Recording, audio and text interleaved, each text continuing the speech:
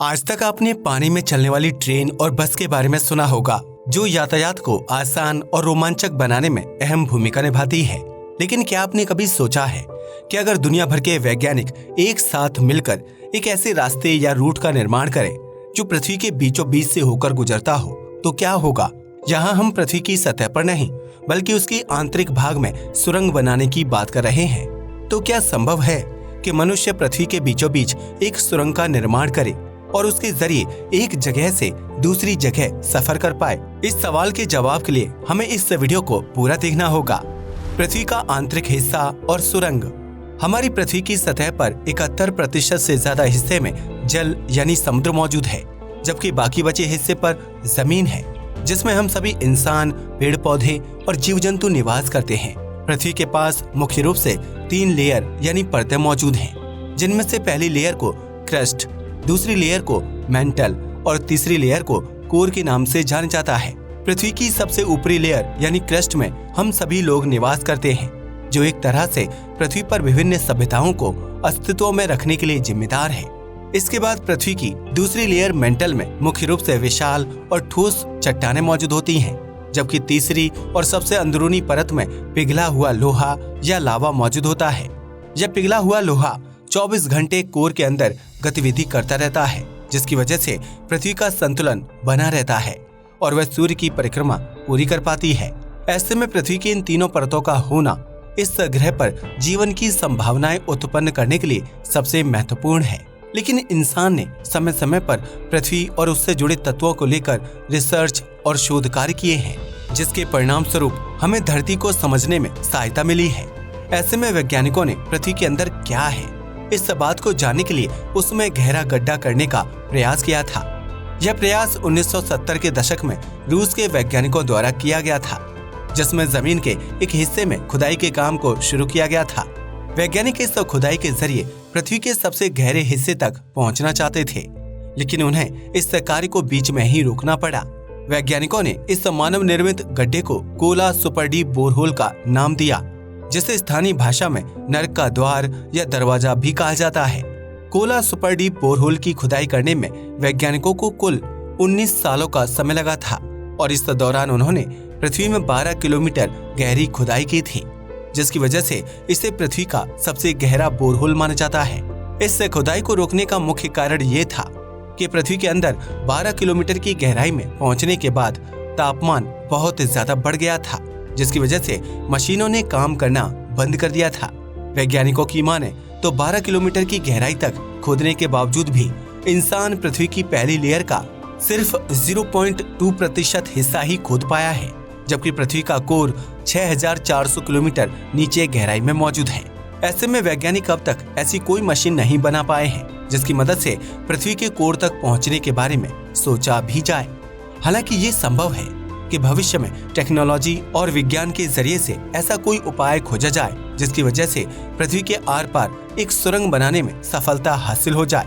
अगर ऐसा होता है तो उससे मानव जीवन पर क्या असर पड़ेगा और पृथ्वी के अंदर मौजूद सुरंग का सफर कैसा होगा? आइए जानते हैं। पृथ्वी के अंदरूनी हिस्से में सुरंग का निर्माण। कोला सुपर डीप बोरहोल के बारे में जानने के बाद आप ये बात समझ ही चुके होंगे कि इंसान या उसके द्वारा निर्मित मशीन पृथ्वी के अंदरूनी हिस्से को 12 किलोमीटर की गहराई से ज्यादा नहीं खोद सकते हैं। ऐसे में अगर हम ये मान लें कि आज से सैकड़ों साल बाद इंसानी सभ्यता इतनी एडवांस हो जाए कि वह पृथ्वी के अंदरूनी हिस्से को खोदने के लिए आधुनिक मशीनों का निर्माण कर ले, तो उस स्थिति में क्या होगा? अगर यह कार्य संभव हो पाता है तो हम इंसान अर्जेंटीना से चीन का सफर महज 45 मिनट में पूरा कर सकते हैं। इस बात से आप अंदाजा लगा सकते हैं कि पृथ्वी के आर पार एक सुरंग या रास्ता बनाने से इंसानी सभ्यता को कितना फायदा होगा और यातायात बेहद सुविधाजनक व रोमांचक हो जाएगा। हालांकि इस अविश्वसनीय रास्ते का निर्माण करने के लिए वैज्ञानिकों को सबसे पहले ऐसी जगह का चुनाव करना होगा जहां खुदाई का काम बिना किसी मुश्किल के पूरा किया जा सके। आज तक आपने ट्रेन में सफर किया होगा, जो टनल या सुरंग के अंदर जाते ही यात्रियों को एक अद्भुत एहसास देती है। ऐसे में अगर पृथ्वी के आर पार एक टनल वाले रास्ते का निर्माण किया जाए तो उसके जरिए सफर करने वाले यात्रियों को यूनिवर्स का सबसे अनोखा अनुभव होगा। पृथ्वी के अंदरूनी हिस्से में सुरंग का निर्माण करने के लिए हमें बहुत ही एडवांस और शक्तिशाली ड्रिलिंग मशीनों की जरूरत पड़ेगी जो उच्च तापमान और दबाव को आसानी से झेल सके। कोला सुपर डीप बोरहोल की खुदाई करने के लिए दुनिया की सबसे अनोखी मशीन यूरलमश का इस्तेमाल किया गया था, जिसमें मल्टी लेयर ड्रिलिंग सिस्टम लगे हुए थे। वैज्ञानिकों को लगा था कि यह ड्रिलिंग मशीन पृथ्वी के अंदर 15,000 मीटर की गहराई तक खुदाई का काम करेगी, लेकिन अफसोस की बात है कि यूरलमश भी सिर्फ 12 किलोमीटर की गहराई तक खुदाई कर सकी। ऐसे में ये साफ हो जाता है कि वैज्ञानिकों को पृथ्वी के आर पार खुदाई करने के लिए यूरलमश जैसी 500 से ज्यादा ताकतवर और एडवांस ड्रिलिंग मशीनों का इस्तेमाल करना होगा, तब जाकर यह काम कुछ हद तक अपने अंजाम तक पहुंच पाएगा। इतना ही नहीं, पृथ्वी के अंदरूनी हिस्से में बनाए जा रहे इस रास्ते को पूरा करने के लिए कई 100 सालों का वक्त लग सकता है, क्योंकि कोला सुपर डीप बोरहोल में महज 12 किलोमीटर की खुदाई करने में ही वैज्ञानिकों को 19 साल का लंबा समय लगा था। ऐसे में एडवांस मशीनों, समय और वैज्ञानिकों की आइडिया की मदद से पृथ्वी के आर पार एक सुरंग का निर्माण किया जाएगा जो सामान्य सुरंग के मुकाबले बहुत ज्यादा अलग और खतरनाक होगी। इस तरह जब धरती के अंदरूनी हिस्से में सुरंग या रास्ता तैयार हो जाएगा तो उसमें चलने वाले वाहन का एडवांस होना भी बेहद जरूरी है। हम इंसान सीधा उस सुरंग के अंदर जंप मारकर अर्जेंटीना से चीन नहीं पहुंच सकते हैं। इसके लिए हमें एक बहुत ही एडवांस ट्रेन या बस की जरूरत होगी। ऐसे में हम मान लेते हैं कि इंसान ने पृथ्वी के आर पार बनाई टनल को एक रेलवे रूट की तरह तैयार किया है, जिसमें ग्रेविटेशनल फोर्स की मदद से चलने वाली ट्रेन ही सफर कर पाएगी। इसके अलावा इस ट्रेन को ऐसे मेटल से तैयार किया जाएगा जिसके ऊपर उच्च तापमान और दबाव का बहुत ज्यादा असर ना पड़े। अगर वह ट्रेन तापमान और दबाव को झेलने में कामयाब होगी तभी उसमें सफर करने वाले यात्री एक जगह से दूसरी जगह पहुंच पाएंगे। यहाँ ट्रेन का निर्माण करते समय हमें इस बात को नहीं भूलना चाहिए कि पृथ्वी की दूसरी लेयर मेंटल में ढेर सारी चट्टानें मौजूद होती हैं। ऐसे में उस ट्रेन को ऐसे मटेरियल से तैयार किया जाए जो चट्टानों के संपर्क में आने से ना टूटे। वैसे पृथ्वी के अंदरूनी हिस्से में निर्मित की गई इस टनल को पहले से ही सुरक्षा पहलुओं को ध्यान में रखकर तैयार किया जाएगा, इसलिए पृथ्वी की अलग अलग परतों में किसी प्रकार की दुर्घटना होने की संभावना पहले ही बहुत कम हो जाएगी। इस तरह जब इंसान पहली बार पृथ्वी के अंदरूनी रूट में सफर करेगा जो बहुत ही रोमांचक और खतरनाक हो सकता है। इस सफर में हम सबसे पहले पृथ्वी की पहली लेयर यानी क्रस्ट को पार करेंगे, जिसकी मोटाई 5 से 70 किलोमीटर के बीच हो सकती है। यह पहली परत पृथ्वी के पूरे हिस्से का सिर्फ 1% हिस्सा ही है। ऐसे में जब हम इस लेयर को पार करके दूसरी लेयर में दाखिल होंगे तो हमें पृथ्वी के 99% हिस्से का सफर करना होगा। पृथ्वी की क्रस्ट लेयर को क्रॉस करते समय शुरुआत में इंसान बहुत ही बेफिक्र होगा, क्योंकि उसे कुछ अलग और अनोखा महसूस नहीं होगा। इसके साथ ही हमें 3.6 किलोमीटर की गहराई में डेविल वॉर्म नामक कीड़ा दिखाई देगा, जिसे धरती पर सबसे गहराई में पाया जाने वाला जिंदा जीव माना जाता है। लेकिन इंसान जैसे ही क्रस्ट लेयर में 20 किलोमीटर की गहराई में जाएगा तो उसे तापमान में हल्की सी बढ़ोतरी महसूस होने लगेगी।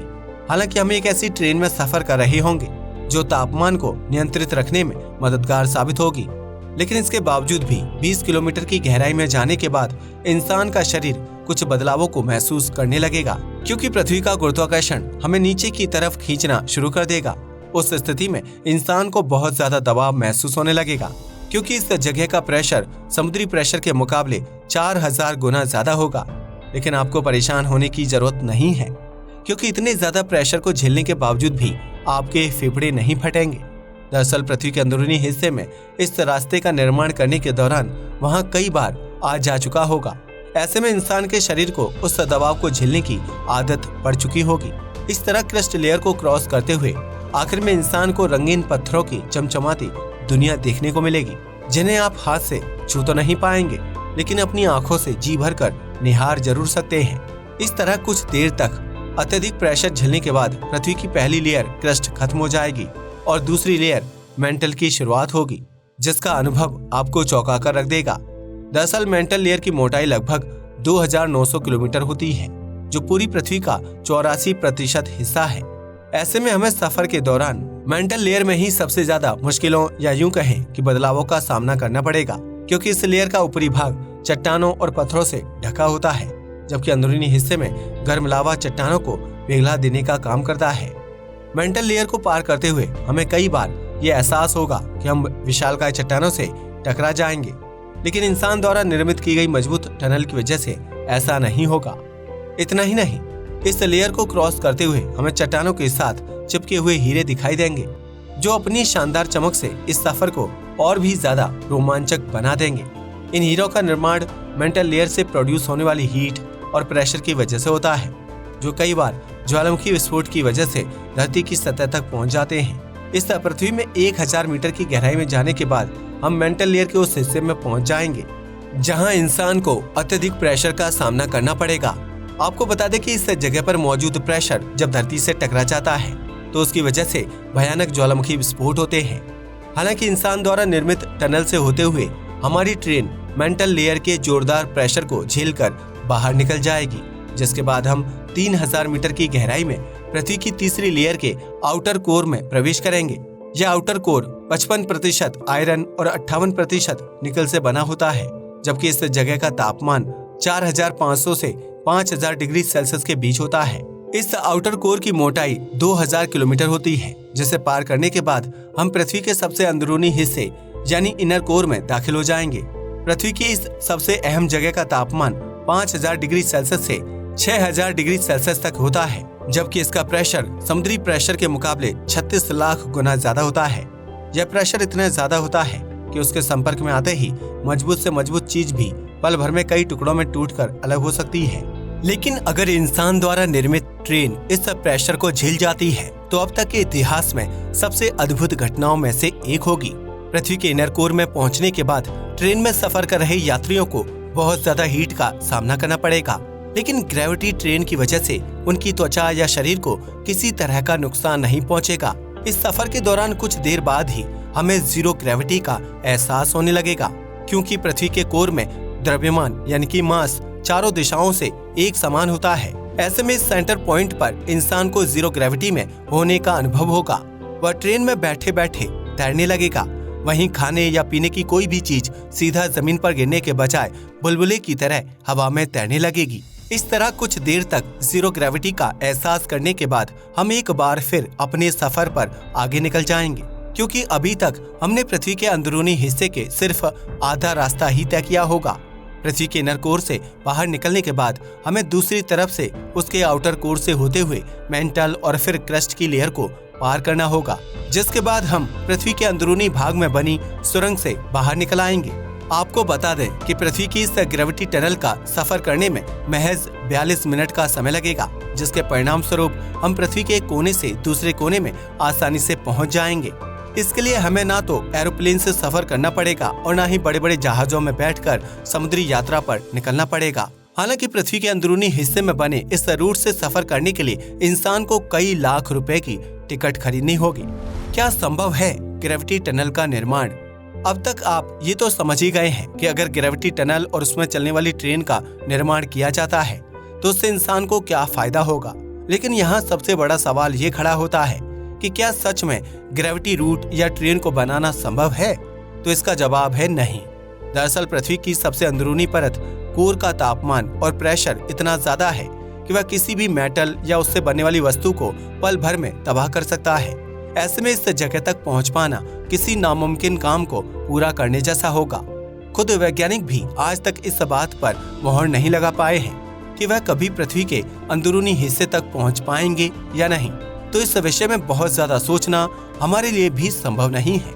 इसके अलावा अगर धरती पर ऐसी किसी ग्रेविटी सुरंग का निर्माण किया जाता है तो उसके परिणाम बहुत ही भयानक भी हो सकते हैं, क्योंकि क्रस्ट लेयर को पार करते ही मेंटल लेयर की हीट और प्रेशर पृथ्वी पर ज्वालामुखी विस्फोट पैदा करने का काम करेगा। इसके अलावा पृथ्वी के आंतरिक भाग में चल रही खुदाई की वजह से टेक्टोनिक प्लेट्स का भी आपस में टकराव होगा। उस स्थिति में पृथ्वी की सतह पर भूकंप और ज्वालामुखी विस्फोट की भयानक त्रासदी देखने को मिलेगी। इस आपदा की वजह से समुद्री लहरों में हलचल तेज हो जाएगी और आखिरकार इंसानी सभ्यता को बाढ़, सुनामी, भूकंप और विस्फोट जैसी समस्याओं का सामना एक साथ करना पड़ेगा।